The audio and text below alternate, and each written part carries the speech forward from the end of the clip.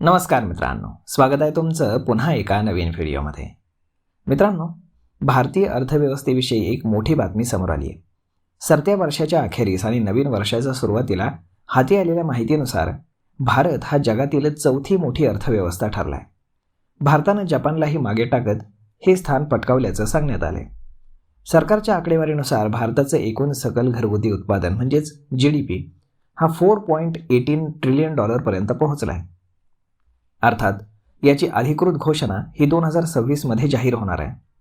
आंतरराष्ट्रीय नाणेनिधी म्हणजेच IMFच्या अंदाजानुसार 2026 भारताचा GDP हा $4.51 ट्रिलियन असू शकतो, तर जपानचा GDP हा $4.46 ट्रिलियन असेल. म्हणजेच भारत जपानला मागे टाकणार हे आकडेवारीवरनं समोर आलेलं आहे. परंतु सरकारचा दावा चौथ्या क्रमांकाचा नाही, तर भारत तिसऱ्या क्रमांकावरती झेप घेणार असल्याचा आहे.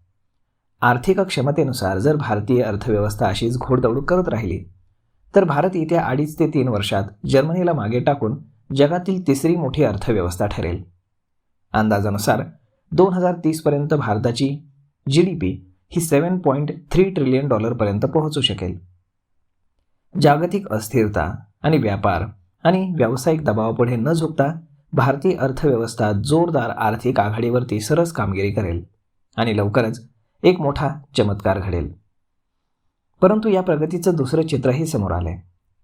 एकूण GDPमध्ये भारतानं मोठी झेप जरी घेतलेली असली तरी सर्वसामान्य भारतीयांच्या उत्पन्नामध्ये मात्र घसरण होते. जागतिक बँकेच्या आकडेवारीनुसार 2024 भारताच्या प्रत्येक व्यक्तीचं उत्पन्न हे केवळ $2,694 होतं, तर जपानमधील सामान्य नागरिकाचं उत्पन्न आपल्यापेक्षा 12 पट आणि जर्मनीपेक्षा जवळपास 20 पट अधिक आहे. भारत 2023 चीनला मागे टाकत सर्वाधिक लोकसंख्येचा देश बनला आहे. यातील जवळपास 1.4 अब्ज लोकसंख्या ही केवळ 10 ते 26 वर्ष वयोगटातील आहे. त्याने भारत सर्वात तरुण देश ठरला आहे. परंतु रोजगार निर्मिती, नवीन नोकऱ्या आणि सर्वसामान्यांच्या हाती पैसा या सरकारसमोरील सर्वात मोठ्या आव्हानांपैकी एक आव्हान आहे. भारताची अडवणूक करण्यासाठी अमेरिकेचे राष्ट्राध्यक्ष डोनाल्ड ट्रम्प यांनी यावर्षी फेब्रुवारी महिन्यापासून अनेक अडथळे आणि कुरापती केल्या. भारतावरती टॅरिफ लावला, इतर देशांवरती दबाव टाकून भारतीय अर्थव्यवस्थेच्या वेगाला कमी करण्याचा प्रयत्न केला. त्याचा परिणाम भारतीय रुपयावरती स्पष्टपणे दिसून आला. रुपयाचं सर्वात मोठं अवमूल्यन झालं, परंतु आर्थिक मोर्चाच्या वेगावर गती त्याचा कुठलाही परिणाम झाला नसल्याचं दिसून आलं. भारत हा आर्थिक मोर्चावर आता 4थ्या स्थानावरती आलाय.